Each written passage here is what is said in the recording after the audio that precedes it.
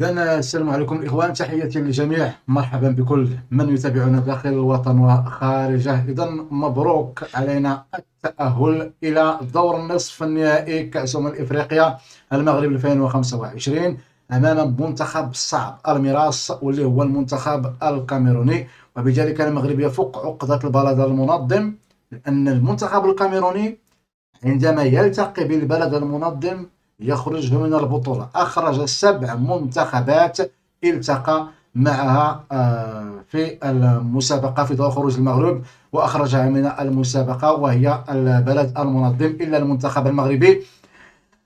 رغم انتقادنا للأسلوب ديال المنتخب المغربي مع وليد الركراكي، إلا أن اليوم لازم علينا أننا نصفقوا لوليد الركراكي التكتيك اللي خدم به مع اللاعبين والستاف ديالو.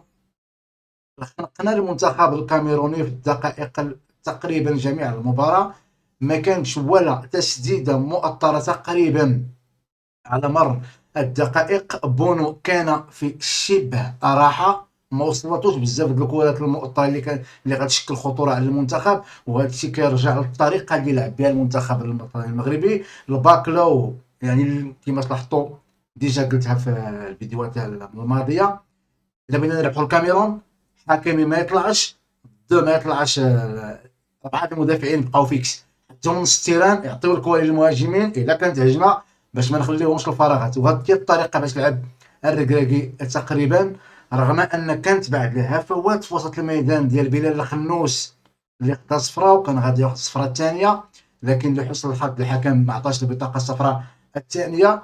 ومن بعد خرجوا الركراكي. التغييرات، المهم الهدف الاول بعد ما نهضروش على التغييرات، الهدف الاول ديال المنتخب المغربي كان عطى شحنه ايجابيه للاعبين بانهم قادرين انهم يفوزوا، وصلنا للمره بهدف ابراهيم دياز.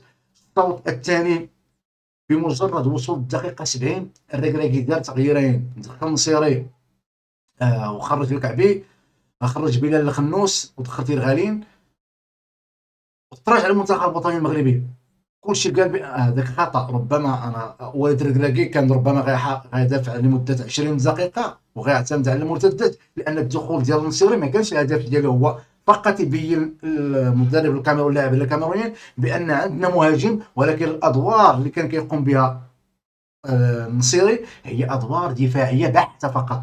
يدافع سوي كلاص، يضغط على اللاعبين ويدافع في حاله الهجمه، يساهم في تواجده في الهجوم باش يخلق زياده عدديه ويخلق مشاكل الدفاع المنتخب الكاميروني. الركنيه اللي جات الحمد لله ماركاها الصباري، طريقه شد الكره ديالو المنتخب الكاميروني تكتل. الطريقه اللي كان كيلعب بها المنتخب الكاميروني الركنيات مع الفرق الاخرى هي اللي لعبنا بها.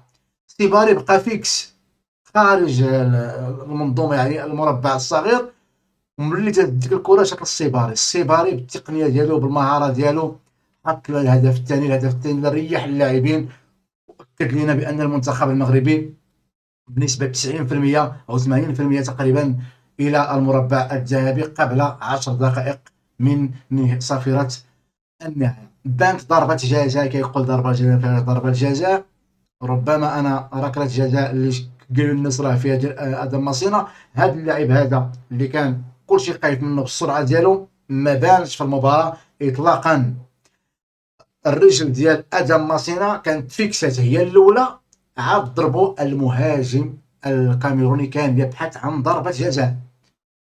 لو ان اللاعب المغربي هو اللي ضرب الرجل، لان اللحظه فاش فيكسا ادم ماسينا الرجل ديالو في الارض وصلت الارض، اللاعب الكاميروني ضربه بالرجل، وبالتالي تقنيه الفار فهمت بان هذا اللاعب كان يبحث عن ركله عن رجل ادم ماسينا بدل البحث عن انه يواصل، لان هذا اللاعب هذا اللي كان كيشكل خطوره بزاف كانت عليه حراسه مشدده. فيما كيشد الكره كيلقى جوج لعابات ثلاثه قدامه، جميع مهاجمين الكاميرونيين تخنقوا في هذه المباراه. برافو للوليد الركراكي وستاف.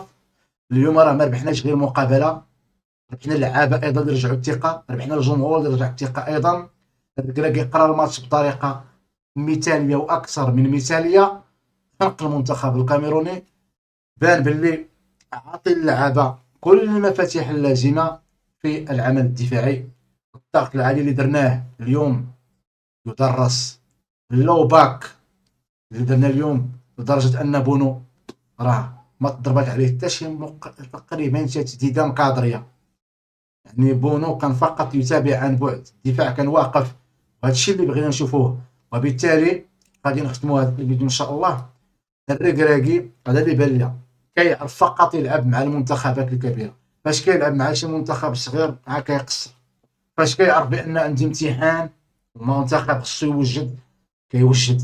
اذا برافو ان شاء الله نتوجوا بالكاس ونشوفوا المنتخب اللي غيتاهل. واش المنتخب الجزائري ولا النيجيري. انا كنشوف المنتخب النيجيري قادر انه، حنا ما كيهمناش سواء كان المنتخب النيجيري سواء كان المنتخب الجزائري. كما قال نور الدين امرابط ماشي سفيان امرابط الاخ الاكبر اللي جا بسم الله. وكيف ما كنتقدوا وليد الركراكي انتقدناه في المباراه الاولى في الافتتاح مع جزر القمر. الشوط الاول ما كناش كنسجلوا، ملي كان ما كنسجلوا في الشوط الاول كنعانيو. الحمد لله هذا الماتش سجلنا الهدف ديال دياز هو اللي فتح لنا المباراه. دابا كنعطيو الوليد الركراكي حقه، الحق ديالو صراحه. هذا الماتش لعبوا بالدماغ الا استثناء. انا بالنسبه للملاحظه ديالي استثناء وحيد هو الدقيقه 70 حنا متقدمين بواحد، كان تاخر في تغيير الخنوس. لماذا؟ لان الخنوس بدا كيعيا وكيدير ريجيشي في الاخطاء وكان ممكن يحصل له البطاقه الحمراء. لكن بعد الدقيقه 70 ذاك الرجوع كامل للمنطقه في ديك الدقيقه، رغم اننا كنا مسيطرين وما خليناش اللاعبين الكاميرونيين يلعبوا، كندير عليهم الضغط العالي في المناطق ديالهم ما كيعرفوش يخرجوا الكره. تجلى لهم الطريقه ديال اللاعب بحكم الضغط اللي كنديروا. كنكونوا دائما سباقين للكرات اللي كتكون في الوسط. ادم ماسينا نايف اكرد دائما الكرات العاليه تيكونوا هما سباقين لها، كيعرفوا كيفاش انهم يبلاصيو الكره واخا تجيهم بالراس كيبلاصيو اللاعبين ديالنا كيعرفوا يخرجوا كره بالثنائيات. هذا الشيء كامل ساهم انه يعطي الثقه للمنتخب. الولد الركراكي دار تكتيك مثالي اليوم ضد الكاميرون وصدقات بالصحة خونا كما قلنا كيعرف يلعب مع المنتخبات الكبيرة. برافو الركراكي. دابا خذ راحتك نشط شوية، ولكن تشوف الماتش ديال الجزائر ونيجيريا بالتمعن وشوف ليا جميع الأخطاء نقاط الضعف ونقاط القوة ديال المنتخبين بجوج، حتى اللي تأهل فيهم خصنا نعرفوا المنتخب الآخر كيفاش لقى الثغرات الهجمات اللي كتكون خطيره باش نعتمدوا عليهم باش نشوفوا الاسلوب اللي غادي نلعبوا مع الفريق اللي غادي نواجهوه في مباراه النصف النهائي ان شاء الله. اذا الاخوان ما نطولش عليكم، نتلاقاو ان شاء الله في فيديو اخر مستجد اخر. كان هذا ايضا محمد عبد القادر. السلام عليكم ورحمه الله تعالى وبركاته. تنمير.